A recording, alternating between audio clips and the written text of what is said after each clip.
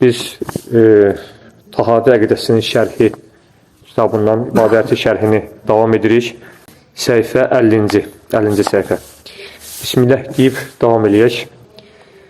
36-cı maddə.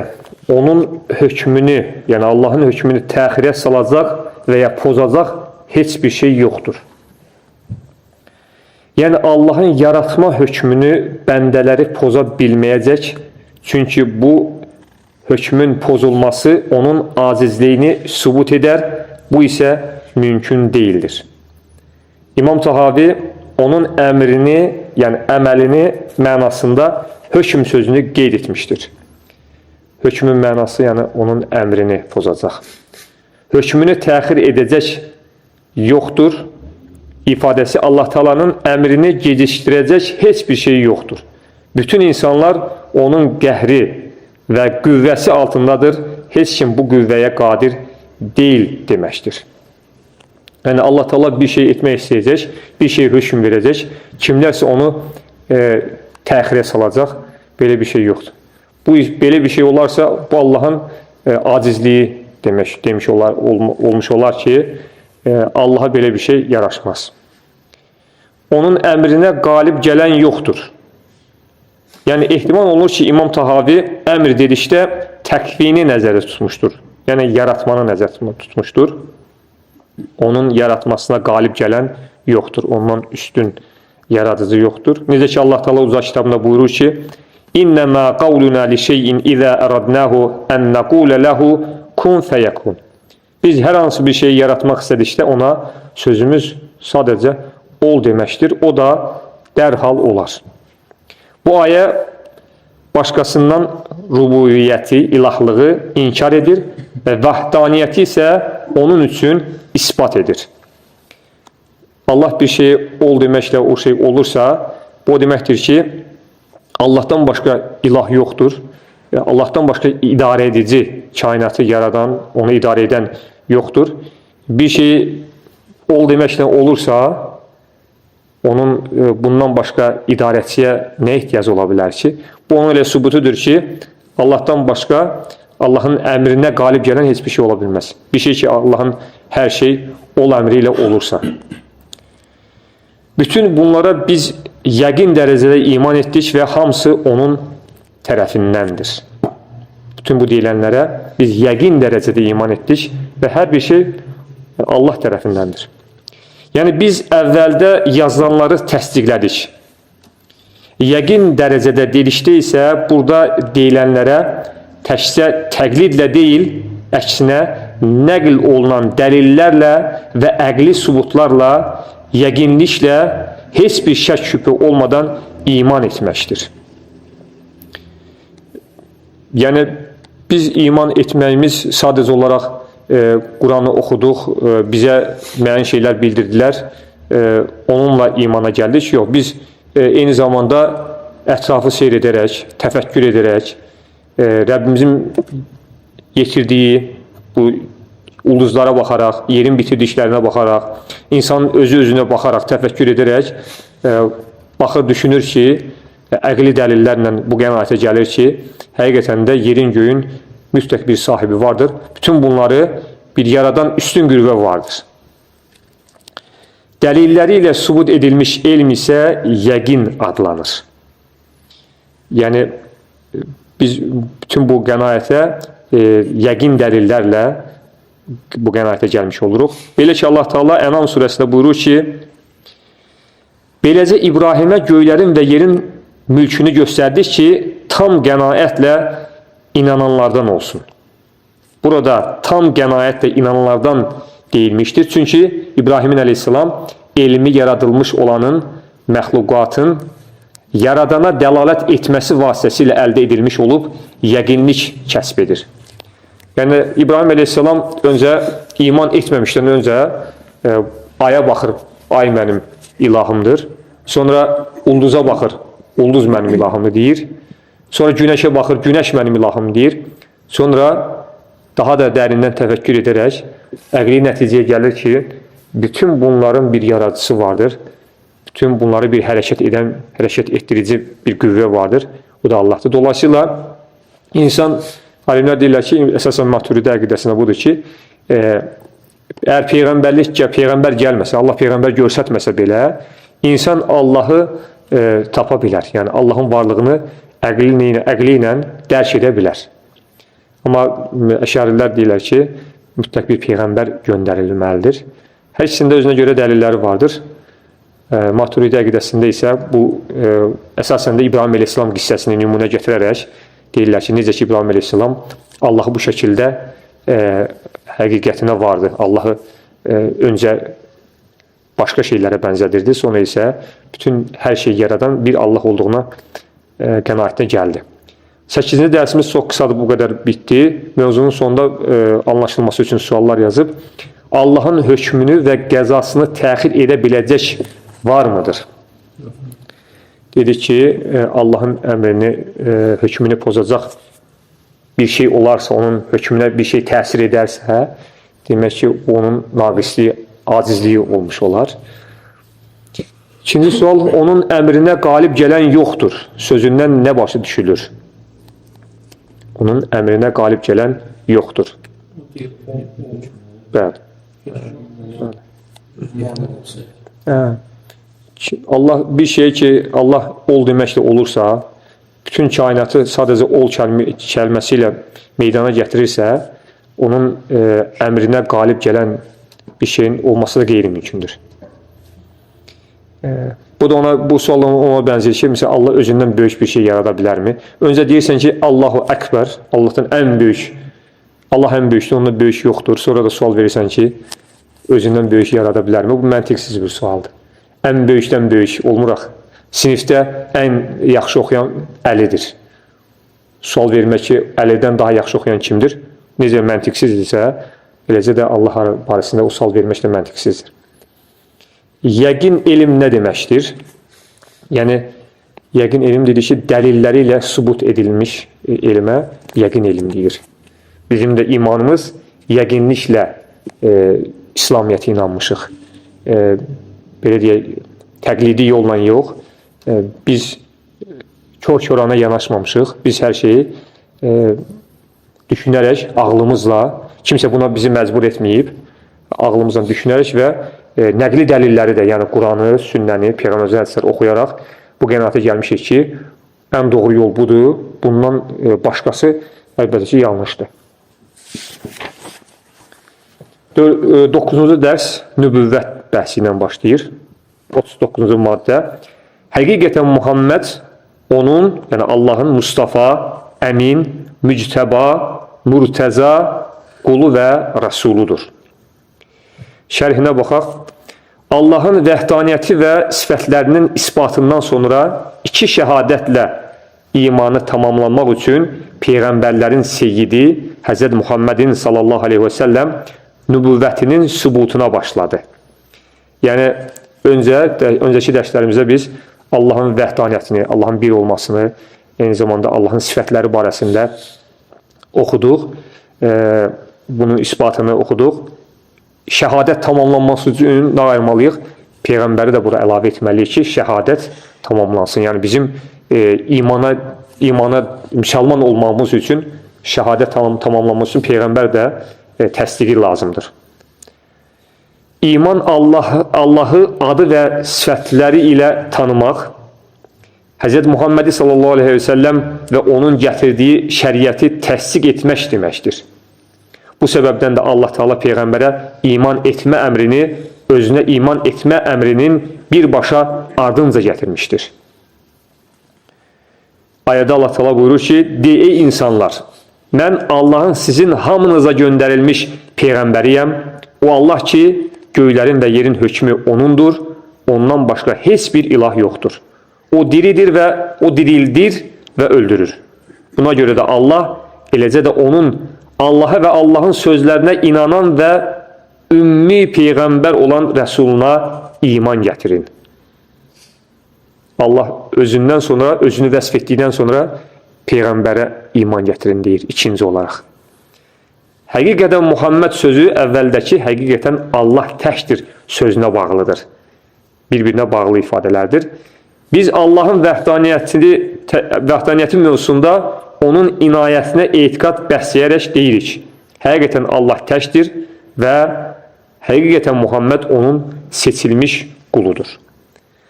Bəşərin dərk etməkdə aciz qaldığı, özündə ilahi məna daşıyan xariqəladə möcüzələrin göründüyü zaman insanlarda yaranacaq şübhələrin qarşısını almaq üçün qulluq sifətini nübüvvət sifətindən önə keçirmişdir. Yəni deyir ki, insanlarda Peyğəmbərdə görülən xariqəladə hadisələr olur. Məsələn, möcüzələr göstərirlər. Bu göstərdiyi möcüzələr Allahdan aldığı vəhiy, özü də möcüzədir. Bu insanlarda o Peyğəmbərə qarşı bir harasa ilahlıq vəsfi yaratmasın deyə Allah Teala nə buyurdu, nə deməliyik? Həqiqətən Muhammed Allahın qulu və rəsuludur. Öncə qulu, sonra rəsulu. Biz Allahın qulu kimi tanımayıq Peyğəmbəri öncə, sonra rəsulu. Çünki yoxsa bu, insan Peyğəmbərə qarşı onun göstərdiyi o möcüzələr səbəbilə və digər səbəblərlə onu uzalda bilərik, ilahlıq dərəcəsinə gətirib çatdıra bilərik. Sonra davam edərək deyir ki, necə ki, nəsranilər, yəni xristiyanlar şübhələrə qapılaraq ilahi feilləri, öz iddialarına görə ölülərin dirilməsi, kör və düzamlı xəstənin sağalmasını İsa Peyğəmbərdə görərək onun ilah olmasına inandılar. Onun ilk möcüzəsi isə beşikdə danışması olmuşdur. Yəni, İsa Aleyhisselamdakı o ölünü diriltmə hadisəsi, bu möcüzə, düzamlı xəstəni heç kim sağala bilmirdi, o sağaltması, beşikdə isə danışması ki, ayətdə keçir. Allahdan bir möcüzə olaraq körpə dilə gəlib dedi, mən həqiqətən Allahın quluyam, o mənə kitab, yəni İncil verdi, özümü də Peyğəmbər etdi. Yəni, bunları görüb insanlar nə etdilər? Sonradan onu ilah olaraq qələmə verdilər. Amma İsa Aleyhisselam özü də öncə nə dedi? Mən həqiqətən Allahın quluyam. Ondan sonra dedi ki, o mənə kitab verdi, İncil verdi. Məni Peyğəmbər seçdi. Ayədə göründüyü kimi İsa Peyğəmbər insanların düşəcəkləri şübhələri aradan qaldırmaq məqsədi ilə özünün qul, yəni bəndə sifətini, qul və bəndə sifətini önə çəkmiş, sonra isə Peyğəmbərliyi haqqında xəbər vermişdir. Lakin buna baxmayaraq, onlar İsanı bəndəlikdən çıxararaq, onun Allah olmasını ispat etməyə çalışırdılar. Hələ deməyinə baxmayaraq ki, mən Allahın quluyam öncə, sonra Peyğəmbəriyəm, yəni onu ilah dərəcəsinə gətirib çıxartdılar. Peyğəmbərin sallallahu aleyhi və səlləm açıq möcüzələri və zahiri sübutları vardır ki, nübüvvət dəlillərində qeyd olunmuşdur. Yəni Allah Teala Peyğəmbəri seçilmiş, əmanətdar olaraq vəsfləndirərək bildirmək istəyir ki, öz möcüzəsini günahkar, yalancı birinin deyil, yalnız seçilmiş bir şəxsin əli ilə aşkar edər. Peyğəmbər o zaman bəlli olar ki, bu Peyğəmbərdir. O heç bir zaman yalan danışmaz. Peyğəmbərin sallallahu vəsflərindən biri də əmin bir kimsə, qövmü tərəfindən, hər bir tərəfindən əmin olaraq qəbul olunan, əmin olan kimsə də nədir? Əmanətə xəyanət etməz, yalan danışmaz. Belə bir insan ancaq sözünə güvənilər, onun sözləri qəbul olunar. Odur ki, Peyğəmbərimiz haqqında müctəba, seçilmiş mənasında deyilib, eyni zamanda Mustafa da seçilmiş mənasına gəlir. Murtəza da Allahın risaləti ilə ondan razı olduğu kəsdir. Müctəba. Murtəza daha doğrusu Allahın razı olduğu kəsdir. Peyğəmbərlərin sonuncusudur.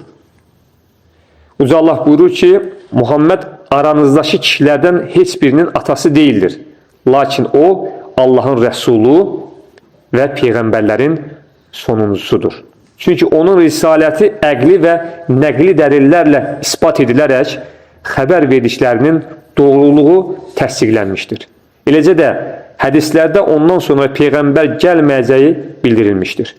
Allahın Rəsulü sallallahu aleyhi ve sellem bir hədisində belə buyurur, insanların məhşər yerinə çıxarılacaqları gün qəbrindən ilk çıxarılacaq olan mənəm. Peyğəmbərlərin sonuncusudur. Biz bunu nəyə görə bilməliyik? son zamanlarda belə bir iddia irəli sürən var ki, o Muhammed sallallahu əleyhi və səlləm bir nəbi idi. Ondan sonra rəsul gələ bilər. Məsələn, bu ayəni gətirirlər ki, وَلَكِنْ رَسُولُ اللّٰهِ خَاتَمَ النَّبِي. Lakin o deyir, Allahın rəsuludur və xatəmən nəbi, nəbilərin sonuncusudur. Demədi ki, rəsulların sonuncusudur, nəbilərin sonuncusudur deyirlər və beləcə də özlərinin təqdim etdiyi o Peyğəmbər vəsfini yalancı bir Peyğəmbərə isnad edirlər. Deyirlər ki, bu Allahın rəsuludur, nəbisi deyil, amma rəsuludur. O zaman soruşursan ki, qardaş, o nəbilərin sonuncusu deyərkən Allah burada nə qəsd edir? Nəbi sözün mənası nədir? Nəbə, yəni xəbər verən, düzdürmü? Kimdən xəbər? Şimdi təbii ki, və nəbi kimdən xəbər verir? Kimdən xəbər verir sözdən sonra? Allahdan vəhy alır və düzdür. Vəhy alanların sonuncusu deyir. Amma sənin o yalancı o Peyğəmbər olaraq, rəsul olaraq bizə təqdim etdiyin şəxs kimdir? O da deyir ki, mən Allahdan vəhy alıram. O zaman demək ki, sənin sözün əlbəttə ki, güvənə bilmərik sənin sözünə. Sənin sözün əlbəttə ki, batildir. Hər nə qədər Allahın rəsulu və nəbilərin sonuncusu demişsə Allah Quranda, o demək deyil ki, ondan sonra mütləq rəsul gələcək. Rəsulların sonuncusudur, nəbilərin sonuncusudur. İki eyni mənadır. Rəsul, nəbi demək olar ki, ümumi şəkildə götürsə eyni mənalara gəlir. Xüsusi olaraq fərqlənə bilər. Müttəqilərin imamıdır Muhammed sallallahu aleyhi ve sellem. Resulullah sallallahu aleyhi ve sellem şirkdən və günahdan çəkindirmək üçün göndərildi. Onun ümməti müttəqilərdir və Resulullah sallallahu aleyhi ve sellem onların imamıdır. İmam, yəni öndər, yol göstərən, rəhbər mənasına gəlir. Həmçinin Peyğəmbərlərin də imamıdır. Onlar isə Allahdan layiqincə qorxanlardır. Deməli, o müttəqilərin imamıdır. Peyğəmbər sallallahu nəinki müsəlmanların eyni zamanda digər peyğəmbərlərin də imamıdır, öndəridir. Növbəti 42-ci maddədə buna bənzərdir. Peyğəmbərlərin seyyididir. Seyyid yəni ağa mənasında, əfəndi mənasında. Bu xəbər hədislərdə sabitdir. Belə ki, Peyğəmbər Əfəndimiz sallallahu aleyhi ve sellem belə buyurmuşdur. Mən Adəm oğullarının seyyidiyəm. Buna Peyğəmbərlər də daxil olduğundan onların da seyyididir. Bütün insanların seyyidi, bütün insanların ağası zamanda Peyğəmbərlərin də. Bəli, hədislədir. Yəni, necə ki, insanlar arasında dərəcə fərq var Allah qatında, eləcə də Peyğəmbərlər arasında da fərq var. Yəni, üstünlük baxımından dərəcə fərqi var. Aləmlərin Rəbbinin Həbibidir. Yəni, sevimlisidir Peyğəmbərimiz sallallahu aleyhi ve sellem. Yəni, onun ümməti Peyğəmbərlərin ardıcıları olmaqla bərəkətləndiyi üçün Allahın sevimlisidirlər. Belə ki, Allah buyurur ki, فَاتَّبِعُونِ يُحْبِبُكُمُ اللّٰهِ. Mənim ardımca gəlin ki, Allah da sizi sevsin. Demək, Allah kimləri sevər? Peyğəmbərin arxasında gələnləri sevər. Onların həbibi olar, sevimlisi olar o kəslər. Demək ki, Peyğəmbər öncə Allahın həbibidir. Bu ayə onun Allahın sevgilisi Habibullah olmasını təsdiq edir. İbn Abbasdan radiyallahu anh rəvayət olunduğuna görə Peyğəmbər sallallahu aleyhi ve sellem bir gün müzakirə edən bir dəstə sahabənin məclisində oturub onların söhbətini dinləyir. Onların bəzisi deyir ki, təəccüblüdür ki, Allah İbrahim Peyğəmbəri özünə dost seçdi. Təəccüblənərək belə bir ifadə işlədir. Digər biri deyir ki, Allahın Musa ilə danışmasından daha təəccüblə nə var ki? Başqa biri isə deyir ki, İsa kəlimutullahdır, Allahın sözüdür və onun öz ruhudur. Ruhullah deyə bir ləqəbi var İsa aleyhissalam. Başqa birisi də Allah Adəmi seçdi dedi. Sonra Peyğəmbər sallallahu aleyhi ve sellem buyurdu ki, sözlərinizi və müzakirənizi eşitdim. Elədir, İbrahim Xəlilullahdır. Musaya Allah nicat verdi. İsa ruhullahdır və onun kəlamıdır. Allah Adəmi seçdi. Bunlar doğrudur. Bilin ki, mən Habibullaham. Yəni Allahın sevimlisiyəm. Bunu övünmək üçün söyləmirəm. Qiyamət günü həmd bayrağının daşıyıcısı mənəm. Öyünmürəm. Mən qiyamət günü ilk şəfaət edən və ilk şəfaət olunanam. Yəni ilk bağışlanan və bağışlanmaq üçün tələb Allahdan bunu diləyənəm. Öyünmürəm. İlk cənnət qapısına gəlib halqasını çəkəcəyəm. Qapı mənə açılacaq və ora ümmətimin fəqirləri ilə daxil olacağam. Öyünmürəm. Mən əvvəlkilərin və sonuncuların ən kəramətli quluyam. Adəm və digər peyğəmbərlər qiyamət günü mənim bayrağımın altında olacaq. Mən dirildən ilk insanam, diriləcək ilk insanam və o zaman onların xətibi olacağam, onların sözçüsü olacağam. Öyünmürəm, Rəbbimin qatında Adəm oğlunun ən kəramətlisi mənəm. Rasulullah s.ə.v həm insanlar arasında, həm də peyğəmbərlər arasında Allaha ən yaxın bir quldur, həm də peyğəmbərdir. Onun nübüvvətindən sonra peyğəmbərlik iddia edən hər bir kəs yolunu azmış və nəfsinə uymuşdur. Qəti dəlillə isbatlanmışdır ki, o peyğəmbərlərin sonuncusudur və ondan sonra peyğəmbər gəlməyəcək. Kim ondan sonra peyğəmbərlik iddia edərsə, qəti dəlili yalanlamaq istəyər və yanlış yolda olar. Allah Teala Quran-ı Kərimdə buyurur ki, "Qad təbəyyənər rüşdu minəl gayy." Artıq doğruluq, iman, yəni azğınlıqdan, yəni küfrdən ayırt edildi.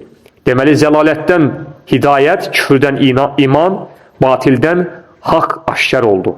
Həva isə nəfsin güclü istəyindən və batilə meyl etməsindən ibarətdir. Yəni, Peyğəmbər s.ə.v sonra nə qədər Peyğəmbər iddiasında olanlar insanlar oldu, günümüzə kimi davam edir. Hətta Peyğəmbər s.ə.v sağ ikən belə Müsəlləmətül Kəzzab deyə yalansı Peyğəmbər ortalığa çıxmışdı.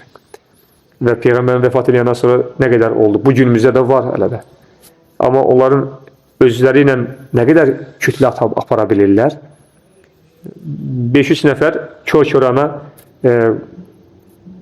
belə deyək, ya maddi bağlılığı var bu işə, ya kör-körana ağlını işlətmədən tabi olurlar. Odur ki, Peyğəmbər s.ə.v-dən sonra ikinci belə güclü bir kitab yazan, kitab ortalığa qoyan, Quran kimi bir ortalığa kitab qoyan və özü ilə, öz əxlaqı ilə, gözəl vəsifləri ilə insanları öz ardınca aparan ikinci bir Peyğəmbər olmayıb, ola da bilməz. Çünki Allah buyurur, Xatəmən Nəbi, sən nəbilərin sonuncususan. Allah Teala öz uzaq kitabında buyurur ki, və nəfsinə istəyini, yəni şəhvətini qadağan etmiş. Bu iddia, peyğəmbərlik iddiası nəfsin istəklərindən meydana gəlir və nəticədə batil olur. O, bütün cinlərə və bütün məxluqata göndərilmişdir.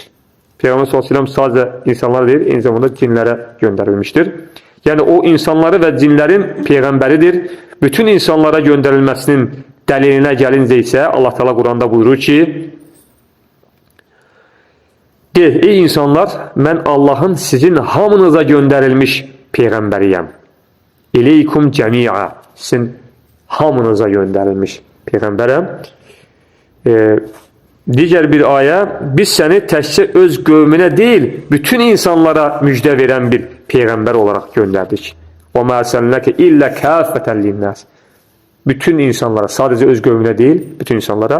Bu ayə bəzi yahudilərin peyğəmbər yalnız ərəblərin rəsuludur iddiasını batil etmişdir. Çünki əgər o sadəcə ərəb toplumuna gəlsəydi, Allah Quranda buyurur, axı, kəffətən linnəs, bütün insanlara. Digər bir ayədə də, ileykum cəmi'a, sizin hamınıza, bütün insanlara yəni göndərilmiş bir peyğəmbərdir. Yahudilər amma, bəzi xristiyanlar, müasir xristiyanlar da deyirlər ki, o göndərilir peyğəmbərdir, amma ərəblərə aiddir. Bununla dolayısıyla güya təsdiq etmiş kimi olurlar. Ona görə bir xristiyanın iman etməsi üçün nə etməlidir? Əşhədü ən la ilahe illallah, əşhədü enne Muhammedən Rasulullah deməsi kifayət deyildir. Bir yahudinin, bir xristiyanın bu sözü deməsi kifayət deyildir. Bundan əlavə də deməlidir ki, mən əvvəlki etiqadımdan bəriyəm. Yəni, onu inkar edirəm, əvvəlki etiqadını. Bəli, onları da təsdiq etməlidir, qəbul etməlidir. Bu ayə bəzi yahud bunu oxuduq, demək, Bütün cinlərə göndərilməsinin dəlili isə Quranda budur, bu ayədir. Mənə vəhy olundu ki, bir dəstə cin dedilər, biz çox qəribə bir Quran eşitdik. O xalqa haqq yolu göstərir, biz ona iman gətirdik.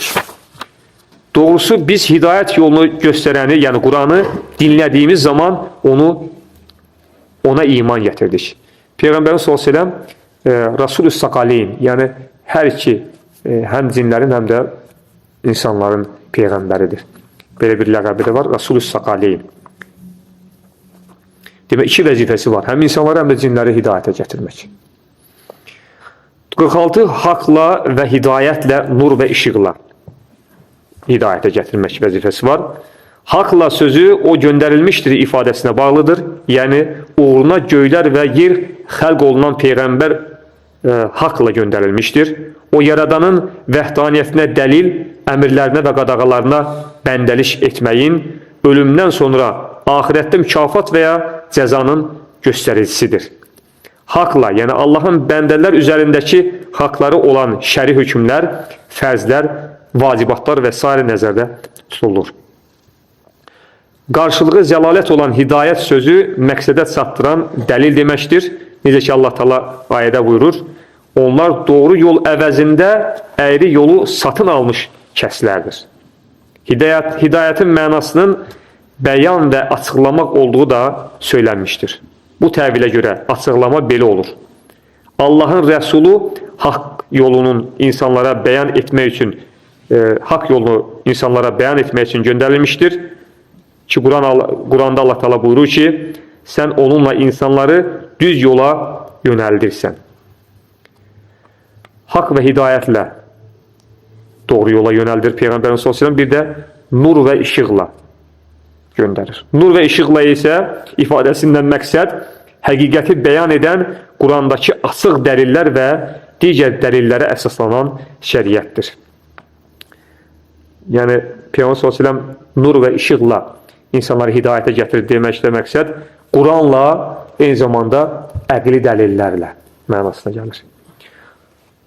Nur və Quranın bir-birinə bənzədilən tərəfi doğru yolu tapmaq üçün hər ikisinin də vacib olmasıdır. Çünki nur aydınlıq verən bir şeyin işığı, zülmət və qaranlığın ziddidir. Ziya nurun həddindən çoxudur, deməli o nurdan daha şiddətlidir. Bunun ölçüsü Allah Taala'nın bu sözüdür. Günəşi işıqlı, ayı nurlu edən odur. Nazmının anlaşılması üçün sonda suallar verir. Allahın Resulü sallallahu aleyhi ve sellem bütün cin və insanlara yoxsa sadəcə qövmünə nəbi olaraq göndərilmişdir. Sadəcə qövmünə desək, Yahudilərin dediyi kimi demiş olarıq, o zaman dindən çıxmış olarıq. Allahın Resulündən sallallahu aleyhi ve sellem sonra nəbilik iddia edənin hökmü nədir? Kafir olar. Dindən çıxmış olar. Xatəmən Nəbi, sonuncu Peyğəmbərdən sonra başqa bir Peyğəmbər gəldi iddiasında olan kimsə yalancıdır, onun sözünə inanılmaz. Resulullahın sallallahu aleyhi ve sellem mübarək əxlaq və adətlərindən nə bilirsiniz? Mübarək əxlaq və adətlərindən nə bilirsiniz? Əmin bir kimsə idi. Düzgün danışırdan. Doğru danışan, bəli. Sifətləri əmanət, fətanə sifət. Bir də Rasulullah sallallahu nə deyirdi? Mən gözəl əxlaqı tamamlanmaq üçün göndərildim. Əddəbəni Rabbi fə əhsənə tə'tibi. Rəbbim məni tərbiyə etdi və tərbiyəmi nə gözəl etdi. Həzrəti Ayşə radiyallahu anh soruşurlar ki, Peyğəmbər sallallahu əxlaqı necə idi, necə vəsflərini bizə danış. Siz deyirsiniz, Quran oxumursunuzmu? Yəni, Quranda nə buyursa Allah Teala, onun eynini Peyğəmbər sallallahu tətbiq edirdi, həyatına tətbiq edirdi. Yəni, bu əslində bir möcüzədir, yəni. Varmı elə bir insan həyatda Quranda olan bütün hökmlərə riayət eləsin? Bu onun Peyğəmbər olunmasını sübut edən ən böyük dəlillərdir. Bir nəfər, iki nəfər Peyğəmbər haqqında danışmır. Bütün sahabə toplum, 10 minlərlə sahabənin Peyğəmbər sallallahu aleyhi ve sellem haqqında ömrü boyu həyatı, deməli 40 yaşında Peyğəmbərlik verilib, 63 yaşında vəfat, 23 il ərzində Peyğəmbər sallallahu bir dənə yanlış hərəkət görsəydilər, mütləq o kitablara düşməli idi. Məsələn, ən belə deyək, despot hökumətlərdə, hökmranlıqda nə qaysalar da yenə o yanlışlıq ortalığa çıxır. Kimsə qələmə nəsə alır və sonradan da olsa ortalığa çıxır ki, sən demə bu saxtakarın biriymiş, bu bizə deyilən bıçağa kimi yanlış imiş, amma elə bir şey bu günə kimi heç kim ortalığa qoya bilməyib. Bu da onu göstərir ki, Peyğəmbər sallallahu həyatı ilə yaşar. Məsələn, bəziləri iddia edir ki, Peyğəmbər sallallahu yəni o yaxşı insan olubdur, insanları doğru bir cəmiyyətə aparmaq məqsədi güdübdür. Belə bir insan o belə deyək də yalan danışmalıdır. Mən Allahdan vəhiy alıram. Bu mənə Allahdan gəlib bu kitab. Belə yalan danışan insan bu qədər gözəl işlər görə bilməz axı. Mütləq həyatında o yanlışlıqlar ortalığa çıxar. Kimsə yaxşı məqsədlə yalan danışırsa, o mütləq başqa bir yerdə də yalan danışmalıdır. Belə bir insan yoxdur. Bir insan belə rol oynaya bilməz. Heç bir belə aktyor yoxdur həyatda. Yəni. Bu yalnız onun Peyğəmbər olduğunu göstərir. Allah Teala söhbətimizdən faydalanmağı, dərsimizdən faydalanmağı nəsib etsin, əziz qardaşlar.